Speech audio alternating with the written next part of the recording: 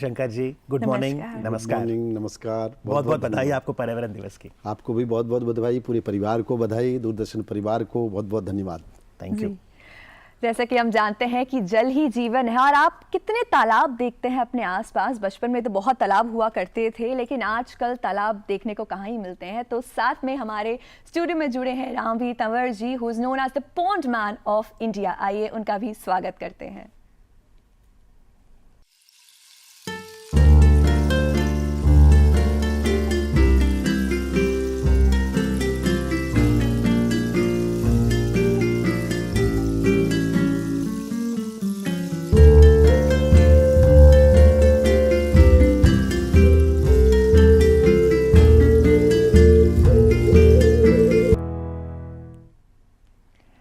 जी बहुत बहुत स्वागत है आपका। बहुत बहुत धन्यवाद, बहुत बहुत शुभकामनाएं आपको। नमस्कार। उमाशंकर जी, आपसे शुरू करेंगे। आपको क्यों लगता है कि हम 2024 में आज पर्यावरण दिवस मना रहे हैं? चाहे स्कूल हो, ऑफिस हो, कार्यक्षेत्र हो, घर हो, जल कथाएं हो, पानी की पाठशाला हो। बहुत अच्छा विषय आपने कहा है। आज विश्व पर्यावरण दिवस है। हम अपनी पीढ़ी को शुद्ध हवा दें, शुद्ध पानी दें, शुद्ध वातावरण दें। इसके लिए वृक्षारोपण नितांत आवश्यक है और हम सब मिल करके 140 करोड़ मिल के वृक्षारोपण करें और दुनिया में फिर से हमारा भारत उसी तरह सोने की चिड़िया बने, इसलिए आवश्यक है। जी रामवीर जी, आपके पास आते हैं। अगर तालाबों की बात की जाए, हम नदियों की बात करते हैं, अगर खासकर तालाब की बात की जाए, you are known as the pond man of India, तो तालाब की क्या इंपॉर्टेंस है इकोसिस्टम में? बिल्कुल, देखिए तालाब की हर तरह से इम्पोर्टेंस है और मैं यूँ भी कह सकता हूँ कि शायद हो सकता है हमें तालाबों की कम ज़रूरत हो या तालाबों की हमें कम ज़रूरत हो, लेकिन हमें बहुत ज़रूरत है तालाबों की। आप देखेंगे आज का जो सबसे ज्वलंत मुद्दा है हीट वेव्स, है ना। हीट वेव से भी अगर आप देखेंगे, कोई भी जब एक तालाब होता है तो आसपास का जो वातावरण होता है, आसपास का जो एरिया होता है वो बहुत ठंडा होता है उससे। जब वहाँ से पानी के माध्यम से हवा बह के जाती है तो आसपास की हवा को भी ठंडा करती है। इसके अलावा जो हमारा ग्राउंड वाटर है ना, जो भूगर्भ जल है, वो भी रिचार्ज करता है।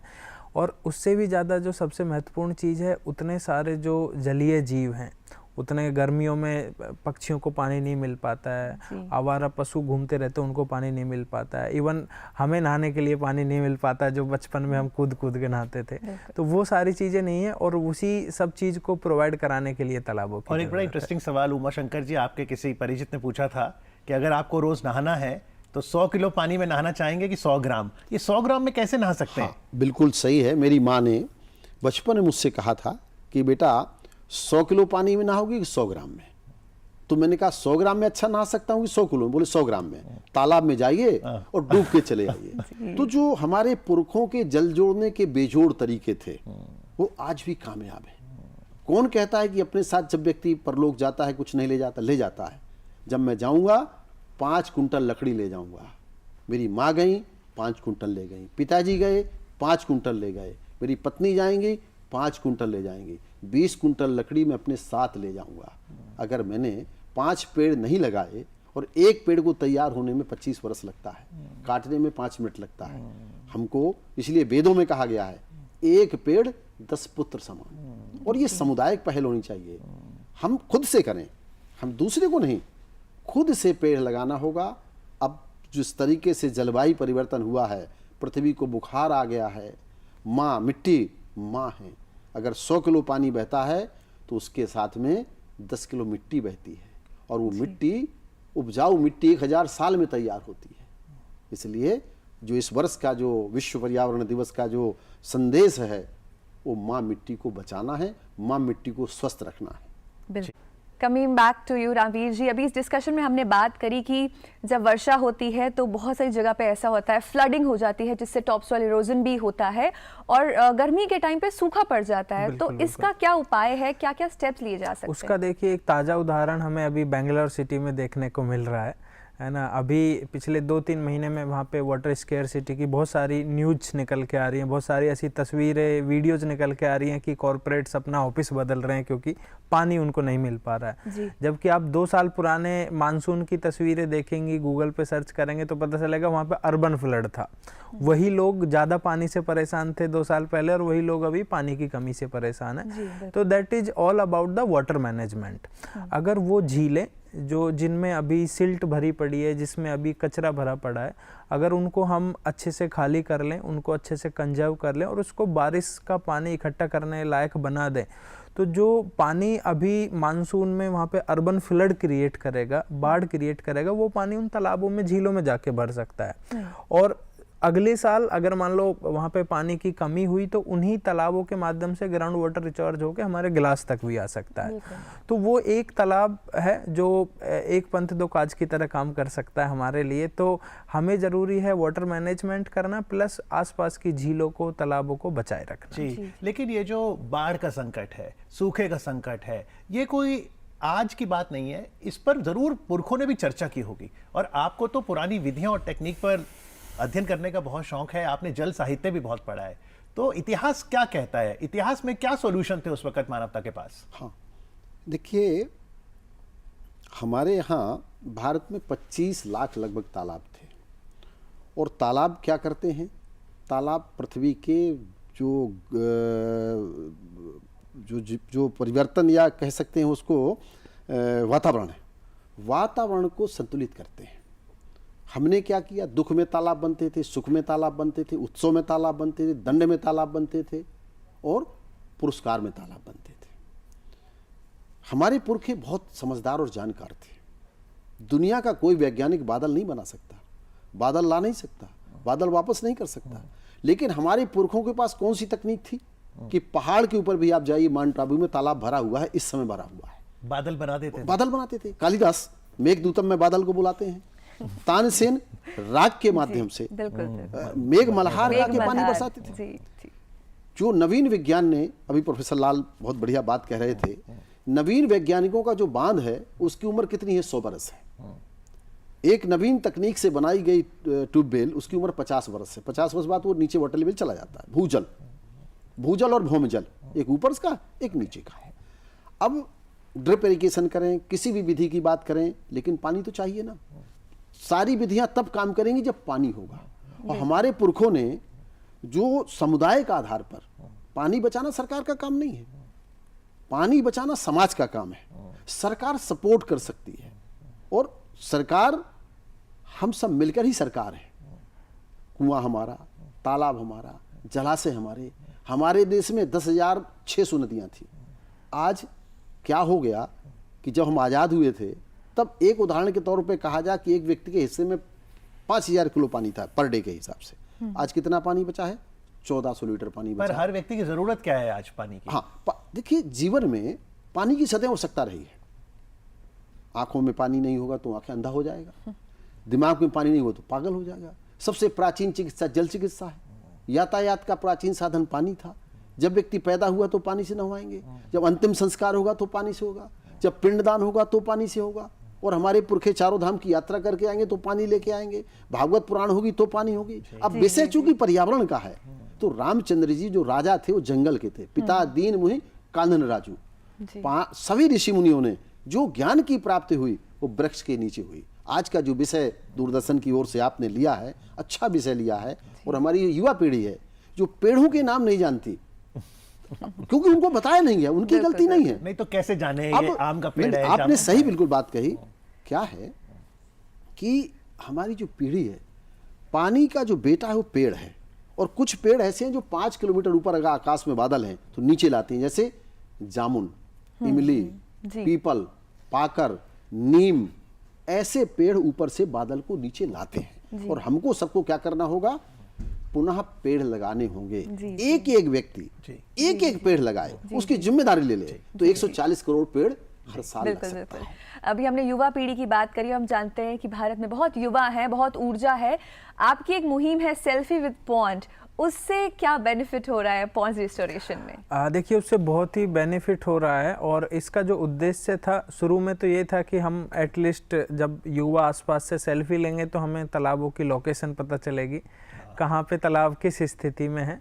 लेकिन वो बहुत ही वायरल हुआ, 10,000 से ज़्यादा यंगस्टर्स ने उसमें सपोर्ट किया और मेरा मानना ये था कि सेल्फी तो हर युवा दिन में कम से कम 10-15 ले ही लेता है दिन में, तो क्यों ना एक तालाब के साथ ली तो जाए। इस समय रामवीर जी स्थिति क्या है, भारत में कितने पॉन्ड्स हैं? और पॉन्ड क्योंकि नेचुरल और ह्यूमन मेड दोनों हो सकते हैं, तो क्या स्थिति है इस समय? बिल्कुल, देखिए जैसा अभी उमा शंकर जी ने भी कहा कि 25 लाख तालाब हुआ करते थे, जिसमें से हम लगभग जो न उस समय के जो तालाब थे उसके बाद जो बने वो अलग है, उनमें से लगभग हम 20 लाख तालाबों को अभी तक खो चुके हैं। तो अच्छा जी, जी। सिर्फ 5 लाख तालाब हैं भारत में? जी, उसमें जी, भी जी। आप बहुत से हैं जो विलुप्त खराब है ना, स्थिति में और हैं। सबसे बड़ा इनमें से जो कारण है वो है एंक्रोचमेंट, है ना, अतिक्रमण। तो लोगों ने उसकी लैंड यूज चेंज कर दी है, कोई अपना घर बना के बैठा है आज उसके ऊपर, क्योंकि जैसे जैसे हमारे घर तक इजीली पानी पहुंचता चला गया, है ना, पाइपलाइन के माध्यम से, समरसेबल पंप के माध्यम से, हेड पंप के माध्यम से, वैसे वैसे हमने तालाबों से मुंह मोड़ते चले गए। कहीं ना कहीं वही समय बेहतर था जब मटके से पानी भर के लाया जाता था, तो अहमियत पता लगती थी कि पानी कितना इंपॉर्टेंट है। बिल्कुल, जब तक देखिए तालाबों से डायरेक्ट कनेक्शन था तो हम उनकी पूजा भी करते थे, हमें डायरेक्ट एक तरह से संबंध बना हुआ था, तो हम उनकी मिट्टी को भी पूजते थे, अपने घर पे लाके छत भी पक्का करते थे। लेकिन जैसे जैसे हमें सुविधाएं मिलने लगी तो हमने उनको फालतू की चीज तो समझना शुरू रामवीर कर जी, दिया।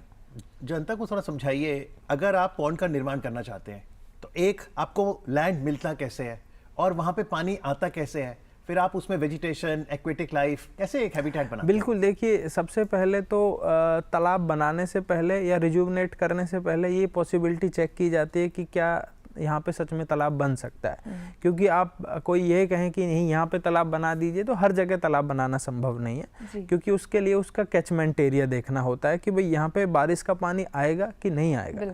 ये बिल्कुल वैसे ही है कि कोई चाहे कि भाई हमारे घर की छत पे पेट्रोल पंप खोल लीजिए, है ना, तो वहाँ पे होगा क्या पेट्रोल पंप खोलने से? पेट्रोल पंप वहाँ पे खोले जहाँ पे लोग आएंगे, तो वैसे ही तालाब वहाँ पे बनाया जाएगा जहाँ पे जो है पानी आएगा बह के अपने आप ही। दूसरा, वहाँ पे आसपास पानी का सोर्स क्या क्या है ना, कहीं कहीं पे सिर्फ बारिश के पानी पे निर्भर होना पड़ता है, कहीं कहीं पे आसपास से कोई नहर जाती है, कोई ऐसा इरिगेशन ड्रेन जाता है, कोई नदी जाती है, तो उनका ओवरफ्लो पानी होके हमारे तालाब तक आ जाए।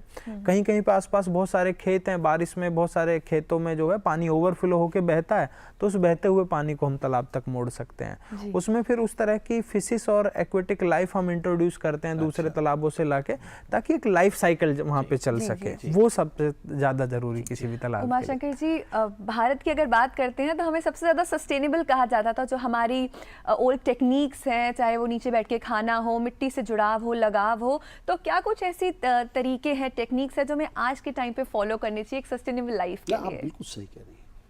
जैसे मेरी विधि है, खेत पर मेड़ और मेड़ पर पेड़। जी। अब ये कितनी छोटी विधि है, आपको अपना फावड़ा लेना है, अपनी डलिया लेनी है। मैं अकेले तालाब नहीं बना सकता, मैं अकेले कुआं नहीं खोद सकता, मैं अकेले नदी नहीं बना सकता, लेकिन मेड़बंदी करके अपने खेत में जो पुरखों की हजारों साल पुरानी विधि है, मैं वर्षा के पानी को रोकूंगा। दो काम करूंगा, मेड़बंदी से दो काम होंगे। एक, जो इस वर्ष का संयुक्त राष्ट्र संघ ने थीम दी है कि खेत की मिट्टी खेत में और खेत का पानी खेत में, और उसमें क्या करूंगा, छोटे छोटे पेड़ लगाऊं, नींबू लगा दूं, करौंदा लगा दूं, सहजन लगा दूं, अमरूद लगा दूं, और वो पेड़ों की जो पत्तियां हैं वो नीचे गिरेंगी तो जैविक खाद बनेंगी। दो काम होंगे। हमारे पुरखे बहुत समझदार थे जल के मामले में। क्या है ना, प्यासा कुएं के पास जाता था, अब क्या हो गया, कुआं घर में आ। हमने उसकी वैल्यू नहीं समझी। हमें, जैसे अभी रामवीर जी कह रहे थे, हम क्या करें, हमारे जो पुरखों का ज्ञान है वो अकाट ज्ञान है। सारी विधियां तकनीक तब काम करेंगी जब पानी होगा। जब तक पानी नहीं होगा, वर्षा के दिन 120 से घट के कितने हो गए हैं, 39 दिन वर्षा के दिन कम हो गए हैं, और पानी उतना ही बरस रहा है। जहां पानी राजस्थान में नहीं बरसा था वहां बाढ़ आ रही है, और जहां पर चेरापूंजी में पानी था वहां पानी का संकट हो गया। मैं आपसे मेड़बंदी पे थोड़ा और पूछूंगा, क्योंकि जब उमाशंकर पांडे जी हों और ये लाइन ना कही जाए कि हर खेत में मेड़ और हर मेड़ पे पेड़, तो अगर इस समय किसान भाई हमें अगर देख रहे हैं, किसान भाई बहन, तो ये बताइए क्योंकि आजकल स्मॉल फार्मर्स हैं, 2 हेक्टेयर या उससे कम ही है आजकल सबके पास। तो अगर मान लीजिए किसी के पास 1 हेक्टेयर लैंड है, वो कितने मेड़ बना सकता है और उसकी लंबाई चौड़ाई क्या हो? हाँ, बहुत अच्छी बात आपने कही कि हमारे भारत में 1 एकड़ का किसान बचा हुआ है। जी, एक आदमी के हिस्से में 1 एकड़ जमीन है पूरे भारत में, देखा जाए तो।